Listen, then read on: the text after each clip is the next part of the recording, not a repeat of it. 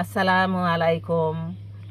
আমার দেশে ও প্রবাসের দর্শক ও শ্রোতা ভাই বোনেরা কেমন আছেন? আশা করছি ভালোই আছেন। আমরাও ভালো আছি আল্লাহর রহমতে। আজ আমি কচু শাক ঘন্ট করব। এই যে কচু শাক পাতা, এই ডাঁটা, এগুলো সব আমি কেটে ধুয়ে নিয়েছি। আমি ইলিশ মাছের মাথা দিয়ে ঘন্ট করব, তো এই যে ইলিশ মাছের মাথা, এই মাথাটাকে আগে আগে আমি টুকরো টুকরো করে ভেজে নেব। এরই ফাঁকে শাকটাকে আমি লবণ দিয়ে সিদ্ধ করে নেব। কচু শাকটাকে আমি এতক্ষণ সিদ্ধ করছিলাম, নরম করে সিদ্ধ করে নিলাম, হয়েছে দেখেন। এখন আমি নামিয়ে নেব। মাছগুলোকে হলুদ লবণ মেখে ভেজে নেব। এই যে কড়াই দিয়েছি, কড়াই দিয়ে নিচ্ছি। আমি সব সময় মাছ, এই ইলিশ মাছ যখন, ইলিশ মাছের মাথা যখন আমি ঘন্ট করি, তখন মাছের মাথাটাকে কেটে টুকরো টুকরো করে ভেজে নিই।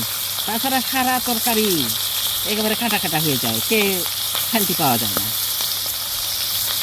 মাছের টুকরাগুলোকে এপিট করে সুন্দর করে মচমচে করে ভেজে নেব। মূল পর্বে চলে আসলাম। এখন কড়াইয়ে তেল দিয়ে দিচ্ছি, পেঁয়াজ কুচি, তেজপাতা, গোটা জিরা। এখন আমি পেঁয়াজটাকে বেগুনি করে, বাদামি করে ভেজে নেব। আপনারা দেখতে থাকুন। পেঁয়াজ আবার ভাজা হয়ে গেছে, বাদামি রং হয়ে গেছে। এখন আমি সামান্য পানি দিয়ে দিচ্ছি। মশলা দিয়ে নেব অল্প অল্প করে। ইলিশ মাছ তো একটু একটু দিতে হবে। জিরা বাটা, আদা বাটা, রসুন বাটা, আরও লাগছে স্বাদ মতো লবণ, হলুদ গুঁড়া, মরিচ গুঁড়া, ধনিয়া গুঁড়া, যাবতীয় মশলা আমার দেওয়া হয়ে গেছে।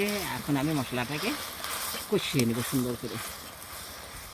মশলা আমার হয়ে গেছে, সুন্দর হয়েছে একেবারে। এখন আমি কচু দিয়ে নেব। এই যে মাছ দিয়ে নিচ্ছি, কচুটাও আমি একই সঙ্গে দিয়ে নেব। ঘন্ট তো ও দুটো একই সঙ্গে কষাতে হবে। সিদ্ধ কচুটাকে দিয়ে দিচ্ছি। কচু, কচুর শাক এবং মাছটাকে আমি একই সঙ্গে কষিয়ে নেব।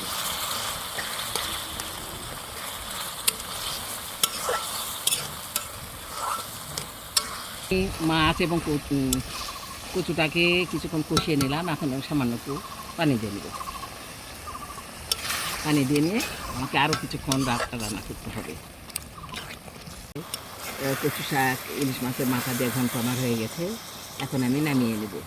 এই যে আমার ইলিশ মাছের মাথা দিয়ে কচু ঘাঁটি হয়ে গেছে। কচুর শাক ঘাঁটি, কচু শাক, ওর সঙ্গে ডাঁটাও ছিল। তো আপনারা হয়তো এইভাবে খান নাকি জানি না, তো এইভাবে রান্না করে খেয়ে দেখবেন। মাছের মাথা দিয়ে বা মাছের টুকরা দিয়েও ঘাঁটি করা যায়। তো আপনারা সবাই ভালো থাকবেন, সুস্থ ও সুন্দর থাকবেন। আল্লাহ হাফেজ।